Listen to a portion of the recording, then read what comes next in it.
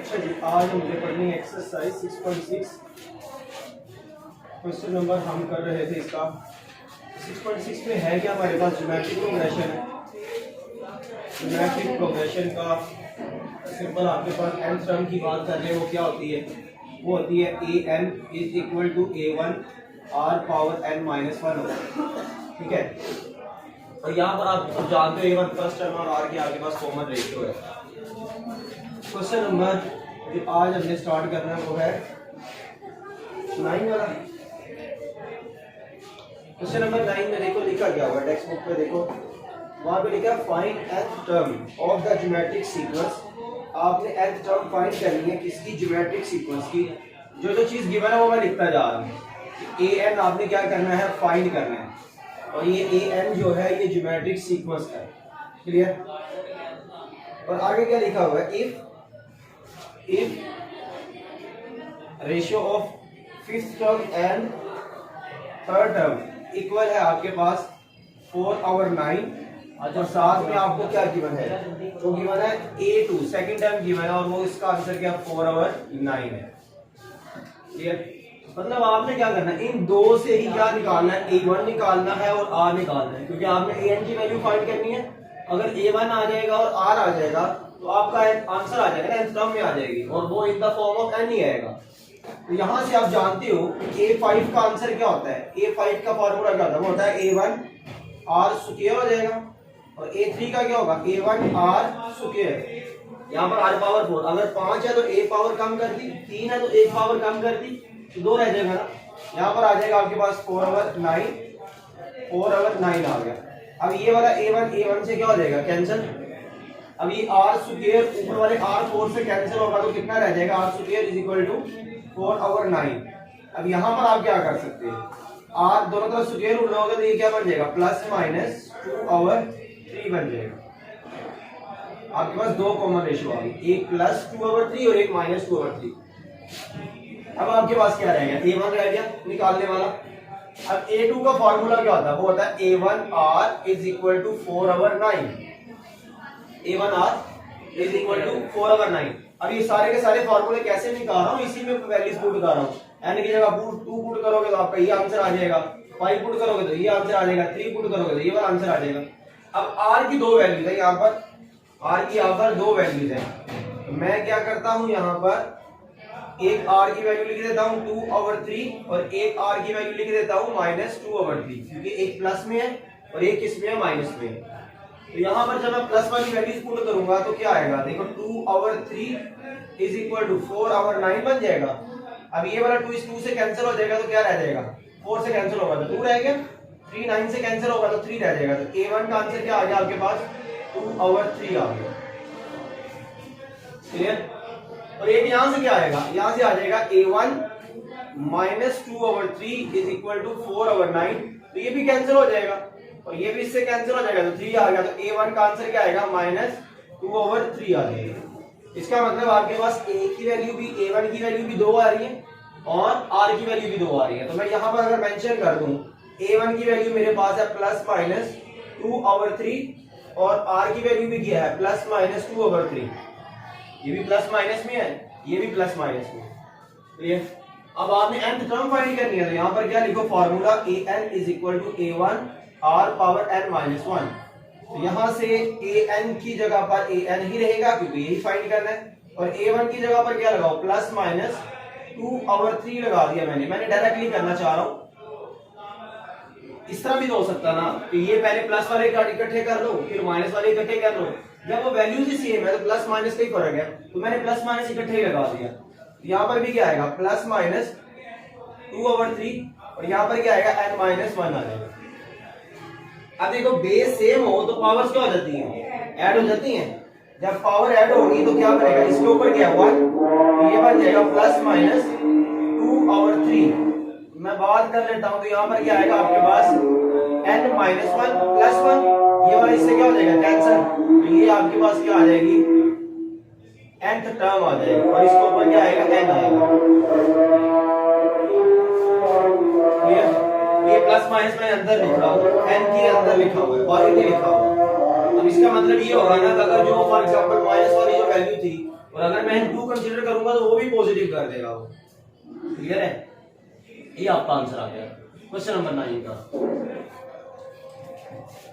Next है जी आपके पास question number 10 और क्वेश्चन नंबर 10 में लिखा हुआ है find 3 consecutive number in GP whose sum is 26 and their product is 216। ये मैंने अर्थमेटिक प्रोग्रेशन में भी आपको ये चीज समझाई थी। अगर 3 कंसेक्यूटिव नंबर लेने हो या 5 लेने हो या 7 लेने हो तो इसका मतलब A1 सेंटर में आता है और A1 के बाद वाली आगे वाली 2 आएंगी, आगे पीछे वाली 2 आएंगी। अगर एक आगे और एक पीछे इस तरह आएगा। सेम एज इट इज अगर 3 कंसेक्यूटिव नंबर्स इन आपने जीपी में लेने हैं तो इसका मतलब A1 तो यहाँ पर भी आएगा, A1 यहाँ पर भी आएगा। लेकिन हर कंडीशन मैंने आपको पहले बताया आप दोनों तरीकों से कर सकते हो। मिसाल के तौर पर फॉर एग्जांपल अगर मैं ये वाले नंबर सेलेक्ट कर लेता A1R और साथ में क्या आता है A1R स्क्वायर, तो ठीक है ये भी नंबर ये कंसेक्यूटिव नंबर ही है और जीपी में ही है। और उन्होंने कहा था इसका सम क्या आएगा आपके पास इस तरह, इसका सम उन्होंने दिया हुआ है 36 दिया हुआ है, 26 दिया हुआ है और इनका प्रोडक्ट भी उसने क्या दिया हुआ है A1R square is equal to something 216 दिया हुआ है। तो देखो यहां से मैंने पहले क्या करना था, ये A1 मल्टीप्लाई होके A1 क्यूब बन जाना था और R का भी क्या बन जाना था, क्यूब बन जाना था। और यहां से आंसर तो आ जाना था ऐसे A1 cube R cube is equal to 216, तो ये आना था A1R is equal to 6 something. ठीक है, तो यहाँ पर तो 2 फैक्टर आ गए ना, ये 2 वेरिएबल आ गए। तो मैं चाहता ऐसा हूं आपके पास लेट ही ऐसे नंबर कर ले जिसमें से डायरेक्टली कोई वैल्यू आ जाए और हमारा टाइम बच जाए। और वो कौन कौन सी है मैंने कहा था आप कंसीडर करो, मैं यहाँ पे कंसीडर कर देता हूं A1 लिया है और इससे आगे जाऊंगा तो क्या होगा A1R हो जाएगा क्योंकि कॉमन रेशो से मल्टीप्लाई करने हैं आगे जाते वक्त। लेकिन जब मैं देखो यहां से पीछे आ रहा हूं तो डिवाइड किया R से, तो इससे पीछे जाऊंगा तो क्या होगा A1 ओवर R। तो ये मैंने जीपी में क्या हो गए हैं R इन जीपी, ये मैंने लेट कर लिए जीपी में है। अब गिवन कंडीशन के मुताबिक हम लिख रहे हैं बाय गिवन कंडीशन क्या है आपके पास, वो ये है कि इनका जो सम है A1 over R plus A1 plus A1R वो आपके पास है 26 है। क्लियर है ना, वो आपके पास क्या है 26। और इसी तरह इनका जो प्रोडक्ट है वो क्या है A1 ओवर R और यहां पर क्या आएगा A1 आ जाएगा और यहां पर आ जाएगा A1R इज इक्वल टू 216 और इसको आपने इक्वेशन नंबर 1 कह दिया। अब यहां से देखो ये वाला R इस R से क्या हो जाएगा कैंसिल हो जाएगा, A1 और A1 कितने बन जाएंगे A1 cube is equal to 216। दोनों तरफ आपने क्या लेना है क्यूब रूट लेना है, जब क्यूब रूट लोगे तो ये क्या बन जाएगा A1 और ये क्या बन जाएगा 6 का क्यूब बनता है असल में, तो ये A1 का आंसर क्या आ गया 6 आ गया। अगर मैं इसको पुट इन इक्वेशन 1 कर दूं, इक्वेशन 1 में पुट करूं तो क्या आएगा A1 की जगह पर आएगा 6 over R plus 6R is equal to 26 आ गया। क्लियर यहाँ तक जी। अब इन सब में क्या चीज कॉमन है, इन सब में कॉमन है 6, तो बाकी क्या रह जाएगा 1 over R plus 1 plus simple R is equal to 26। अब इन सब का क्या कर लो आप एलसीएम ले लो तो R आएगा। अब एलसीएम आप सबको लेना आता है, R को R से डिवाइड किया तो आंसर क्या आएगा 1 और उस 1 को इस 1 से मल्टीप्लाई किया तो 1 को R में डिवाइड किया तो R ही आएगा और इससे मल्टीप्लाई होकर क्या बन जाएगा वो प्लस R। 1 को किया फिर R से मल्टीप्लाई होकर क्या बन जाएगा R square is equal to क्या है आपके पास 26 और यहाँ पर क्या है आपके पास 6, तो ये कैंसिल हो जाएगा मेरा ख्याल है, ये आ जाएगा आपके पास 2 3 6 और ये कितना बन जाएगा 2 13 26। क्लियर। अब इसको और सॉल्व करो, ये R इधर क्या हो रहा है डिवाइड, उधर जाएगा तो क्या हो जाएगा मल्टीप्लाई, तो यहाँ पर क्या रह जाएगा 3 plus 3R plus 3R square is equal to ये R उधर जाएगा तो क्या बन जाएगा 13R बन जाएगा। अब सारी की सारी वैल्यूज उठा के हम इधर ले आते हैं तो क्या बन जाएगा आपके पास 3R square plus 3R minus 13R plus 3 is equal to 0। अब इन दोनों में क्या चीज माइनस करेंगे तो क्या बनेगा minus 10R plus 3 is equal to 0। तो ये तो हम चैप्टर नंबर 4 में आ गए जो क्या था क्वाड्रेटिक इक्वेशन थी। तो आपने करना क्या कांस्टेंट को कोफिशिएंट ऑफ x स्क्वायर था वहां पर, तो यहां पर क्या है r स्क्वायर, इसको आपने क्या करना है कोफिशिएंट कांस्टेंट को कोफिशिएंट ऑफ r स्क्वायर से मल्टीप्लाई किया तो कितना आंसर आता है +9। ऐसे दो डिजिट जिनको मल्टीप्लाई करने से कितना आंसर आना चाहिए, सेम यही आना चाहिए, लेकिन उनको प्लस या माइनस करने से ये जो सेंटर वाली वैल्यू है या कोफिशिएंट ऑफ आर है वो बनना चाहिए। यार क्लियर है जी? तो देखो क्या आंसर आएंगे, मुझे क्या करना पड़ेगा, 9 को 1 से ही मल्टीप्लाई करना पड़ेगा, तो आंसर कितना आएगा, प्लस का 9 ही आएगा। लेकिन जब मैं 9 प्लस 1 करूंगा तो वो प्लस का 10 आएगा, माइनस का 10 नहीं आएगा। तो इसलिए मुझे क्या करना पड़ेगा, माइनस इसके साथ भी लगाना पड़ेगा, इसके साथ भी लगाना पड़ेगा, क्योंकि दोनों के साथ माइनस लगाने से आपका आंसर तो प्लस में रहेगा ये वाला, और ये वाला हमारी ये वाली कंडीशन क्या हो जाएगी, ट्रू हो जाएगी। तो यहां पर बन जाएगा 3r square minus 9r minus r plus 3 is equal to 0। इन दोनों में क्या कॉमन है, 3r कॉमन, तो बाकी क्या बच जाएगा आपके पास, r माइनस 3 रह गया, और माइनस 1 कॉमन, तो बाकी क्या रह जाएगा, r minus 3 is equal to 0। अब इन दोनों में क्या कॉमन है, r माइनस 3, और बाकी क्या रह जाएगा, 3r minus 1 is equal to 0। यहां से दोबारा r minus 3 is equal to 0, और एक बार क्या आएगा, 3r minus 1 is equal to 0। तो यहां से r की जो वैल्यू आई है वो कितनी आ गई, 3, और a1 की वैल्यू तो आपने सबसे पहले निकाली है, और वो कितनी है, 6 है। तो यहां पर वो भी लिख देता हूं, a1 की वैल्यू क्या है, 6 है। यहां से r की वैल्यू क्या आएगी, 3r is equal to 1, r is equal to 1/3, और साथ में a1 की वैल्यू भी कितनी आपके पास गिवन है, ये निकाल ली आपने, वो 6 है।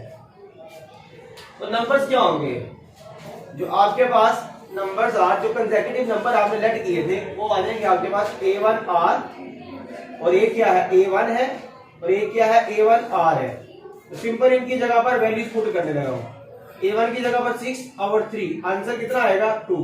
इधर क्या आ जाएगा, सिंपल 6, तो ये 6 ही रहेगा, या सिंपल एक बार लिख लो। तो यहां पर क्या आएगा, 6 इंटू क्या आएगा, 3, तो आंसर कितना आ जाएगा, 18 आ जाएगा। तो आपके पास नंबर्स क्या बनेंगे, रिक्वायर्ड नंबर्स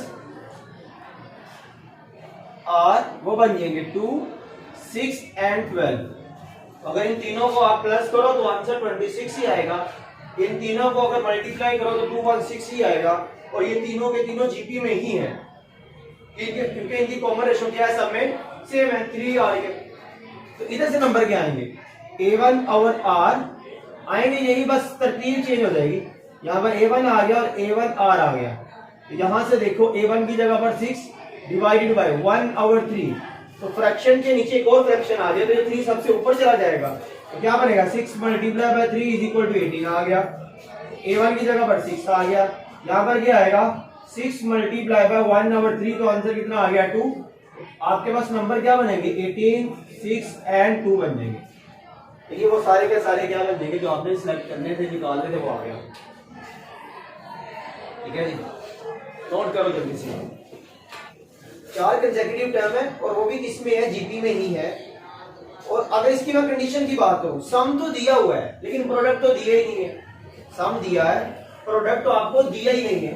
तो इसका मतलब जब आपको सम दे दिया, प्रोडक्ट नहीं दिया, तो वो आर तो कैंसिल होगा ही नहीं, वो आर कैंसिल होगा ही नहीं। मतलब मैं a1 और r स्क्वायर कर लेता, फिर a1 r समथिंग ऐसे कर लेता, तो लेकिन वो r तो कैंसिल होना ही नहीं है, तो हमें वैसे लेट करने की भी जरूरत नहीं है।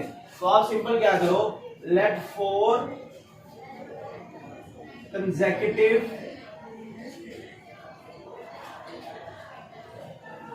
टर्म्स इन GPR, वो कौन सी है, एक फर्स्ट टर्म, एक सेकंड टर्म, और एक थर्ड टर्म, और एक आपके पास क्या, फोर्थ टर्म है, इसमें r क्यूब आ जाएगा। सिंपल सी बात है। अब गिवन कंडीशन के मुताबिक, बाय गिवन कंडीशन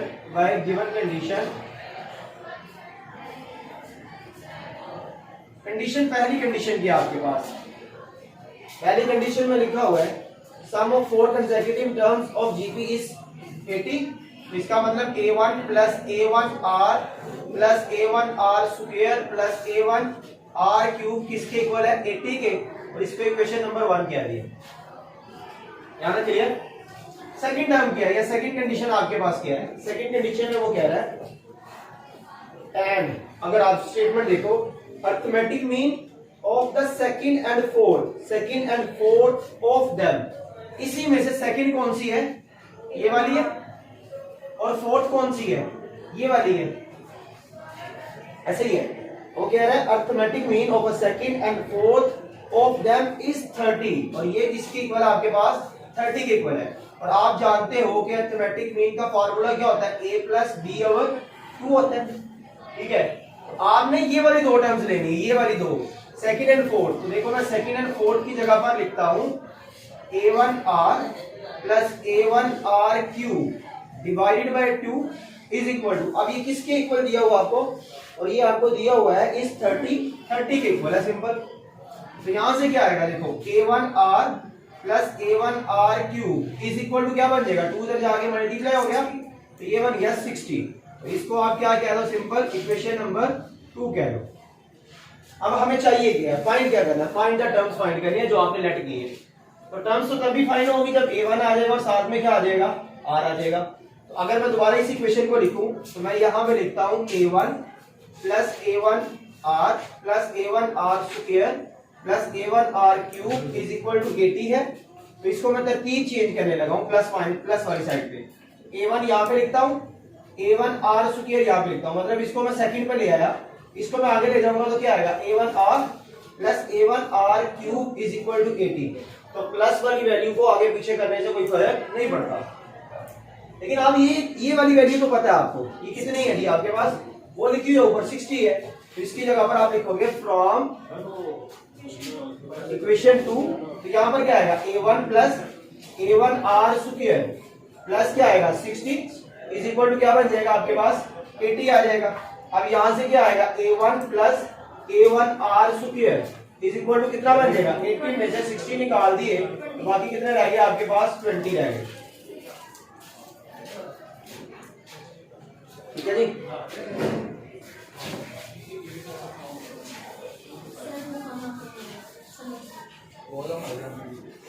अब आपने करना है, अब आपके पास दो वैल्यूज है, एक ये वाली है और एक ये वाली है। ठीक है, अगर मैं टेक इक्वेशन 2 ले लेता हूं, यहां पे मैं लिखता हूं टेक इक्वेशन 2।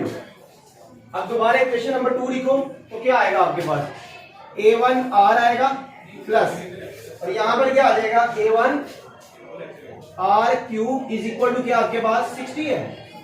ऐसे है, इन दोनों में क्या चीज कॉमन है, इन दोनों में a1 r कॉमन है, लेकिन आप a1 r कॉमन ना लो, आप सिर्फ और सिर्फ r कॉमन ले लो, तो बाकी क्या रह जाएगा a1 plus a1 r square रह जाएगा इज इक्वल टू क्या रह गया 60। अब मैंने सिर्फ r कॉमन क्यों लिया, वो इसलिए लिया कि जो आपके पास इक्वेशन नंबर 3 है वो एग्जैक्टली यही तो है, a1 है प्लस a1 r स्क्वायर ही है। यहाँ पे मैं दोबारा लिख देता हूं फ्रॉम इक्वेशन 3, तो यहां से क्या आएगा r, अब इतने इसके से की वैल्यू क्या आपके पास 20, तो यहाँ पर आपके पास 20 आ गया इज इक्वल टू क्या बन गया 60।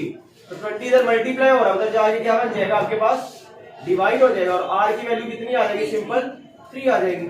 तो अब r की वैल्यू आपकी मर्जी है, यहाँ पर पुट कर दो, यहाँ पर पुट कर दो, यहाँ पर पुट कर दो, जहां पर आप पुट करोगे आपका a1 का आंसर आ जाएगा। तो मेरा ख्याल सबसे ज्यादा आसान इसमें वैल्यू पुट करना है, तो इसको आप क्या करो, पुट इन इक्वेशन नंबर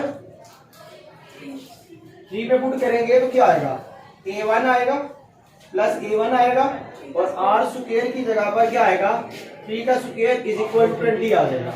अब ये बन जाएगा a1 प्लस 9a1 बन गया इज इक्वल टू 20 आ गया। 8a1 और 9a1 कितने हो जाएंगे 10a1 is equal to 20। a1 का आंसर कितना आ जाएगा आपके पास, 10 इधर मल्टीप्लाई हो रहा है तो जाके क्या हो जाएगा डिवाइड हो जाएगा, तो ये आपके पास क्या आ गया 2 आ गया। तो आपके पास जो आपने लेट की थी टर्म्स, तो वो क्या हो जाएगी आपके पास टर्म्स विल बी, एक आपके पास थी a1 थी, एक a1r थी, एक a1r स्क्वायर थी और एक a1r क्यूब थी। a1 की जगह पर 2 आ गया, यहाँ पर 2 को r से मल्टीप्लाई करना है, तो मतलब 2 को 3 से मल्टीप्लाई किया तो 6, तो यहाँ से क्या आएगा 2 को 9 से मल्टीप्लाई करेंगे तो 18, फिर आपके पास क्या आएगा, असल में आपके पास ये क्या आ रहा है कॉमन रेशियो 3 की आ रही है, तो 3 से मल्टीप्लाई करते जाएंगे तो ये बन जाएगा 54। तो ये आपके पास रिक्वायर्ड ज्योमेट्रिक प्रोग्रेशन में है 4 कंसेक्यूटिव टर्म।